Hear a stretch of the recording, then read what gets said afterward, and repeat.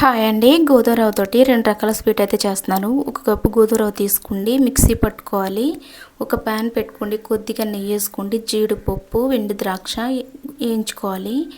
ఏగనిట్లని ఒక బౌల్లో తీసుకోండి. అదే ప్యాన్లోను మనం ఇందాక మిక్సీ పట్టిన పొడిని కూడా వేసి కలుపుకోవాలి.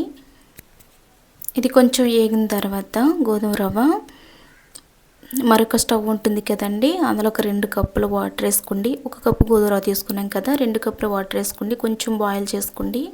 వాటర్ కూడా వేసి కలిపిన తర్వాత స్వీట్ తగినంత బెల్లం, ఇలాచీ పౌడర్ వేసుకోవాలి. ఒక బౌల్లోకి తీసుకోండి.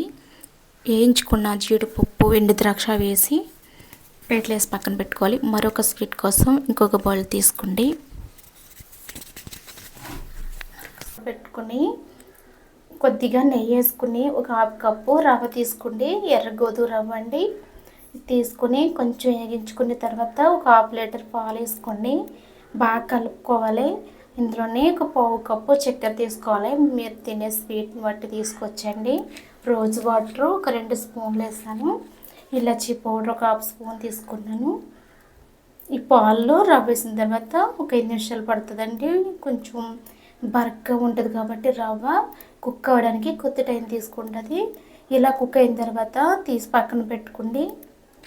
ఒక చిన్న బౌల్ తీసుకోండి. కొద్దిగా నెయ్యి వేసుకుని జీడిపప్పు, బాదం పప్పు వేయించుకోవడానికండి. ఈ నెయ్యిని బాదం పప్పు అయితే హాఫ్ కింద కట్ చేసుకున్నాను.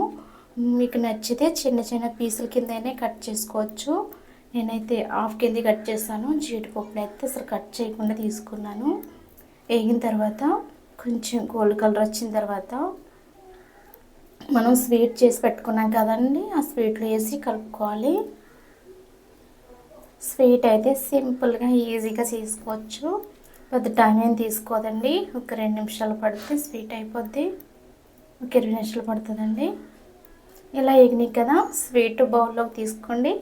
బౌల్లో పైన వేసుకున్నాను నేనైతే జీడిపప్పు, బాదం పప్పును.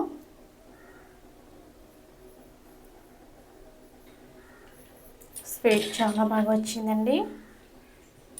నచ్చితే లైక్ చేయండి. Thanks for watching. బాయ్.